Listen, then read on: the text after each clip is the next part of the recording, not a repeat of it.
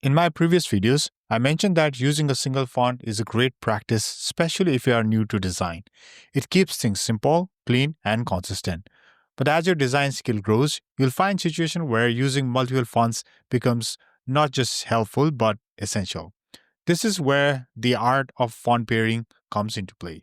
Font pairing is the art of combining two or more typefaces to enhance the visual appeal and readability of design. It's like a musical band. Each instrument plays a different role: guitar, keyboard, drum, vocal. Individually, each one is great, but when played in harmony, they create music. Now imagine one musician plays upbeat, it quickly turns the music into noise. The same goes for font. When done right, font pairing creates visual hierarchy, adds personality, and helps guide the reader's eye across the layout. But when done poorly, it feels disjoint, confusing, and hard to read. While sticking to a single font can create consistency, using font pair can create depth, hierarchy, and personality to your web design. In this video, I'll be sharing some guidelines for effective font pairing. The most successful font pairing involves a high degree of contrast. This means selecting fonts that are noticeably different from each other but still share some common traits. Let me show you my website. On my website, I have used two different fonts, Osir and Mandrop. They are completely different from each other, but even when fonts are different, their personality still match the brand. If I use different font in the heading like Lobster, it does not complement the body font Mandrop or the entire website. Let's go back to our previous design. Here, I've used instrument. In the body, I've used Mandrop.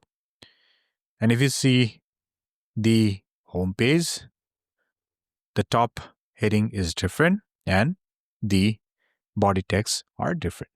So the font that you pick must be different, but it should have a same personality to match the entire design. If the fonts are almost identical in style, weight, or shape, they can create visual confusion and make the design feel unprofessional. The purpose of font pairing is to establish contrast and hierarchy. If your headline and body text looks nearly the same, there's no point in using two different fonts. Let me share my screen. Here, you can see that I've used two different fonts, but they almost look identical. This provides no clear hierarchy and adds no real value to the design. In fact, it would be better to just use the same font in such cases. Using two similar fonts creates unnecessary tension without purpose. So it's always better to use fonts that are visually distinct yet share a common personality or tone. If you're struggling with font pairing, one idea could be using Superfamily font. Superfamily fonts are those that includes both serif and sans version in a single font family. For example, here you can see I have used PT Sans for the body and PT Serif for the heading. Then in this design, I use Roboto Slab for heading and Roboto for the body. Also in this one, I use Source Serif for the heading and Source Sans for the body. And here, one more. IBM Sans for the body and IBM Plex Serif for the heading.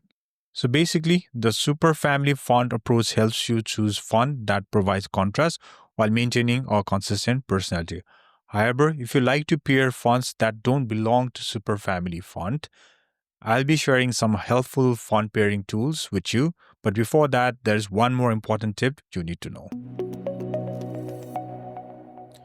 It's generally a best practice to limit number of fonts you use in design to 2 or 3. Using too many fonts can make your design feel cluttered and confusing. Stick to one font for heading, and another for body, and perhaps a third for accent or special elements like buttons, data table is very ideal practice. Now that I've covered all the important aspects of font pairing, I'll be sharing some of the important tools for you to use for font pairing. Here's the first website that you can refer. It's fontpair.co. Here you can see all the different font pairs that they have done. So for the title, they've used this font called Chivo, and for the body, they've used Gambo as a body. Similarly, if you scroll down, Mandop, Sora, so these kind of combinations. So I'll not say this is the perfect, but this will surely help if you are pretty new to font pairing. You can take this as a reference. Fontpair.co. The next is monotype.com/font pairing. So here, what you can do is you can use this generate pair, and it will generate you the different pairs. So Metro SSI for the heading, Arial for the body. So these kind of font pair. And not just that, there's one thing that you can do is swap as well. So if it's relevant for you, you can swap the heading and body font. It depends on which website you are building for which brand. So depending on that, you can use different heading in a serif and body in a sans, or sans heading and serif body. It totally depends on the website that you are building. So you can keep on generating fonts by clicking on, and it will just randomly generate the font pair.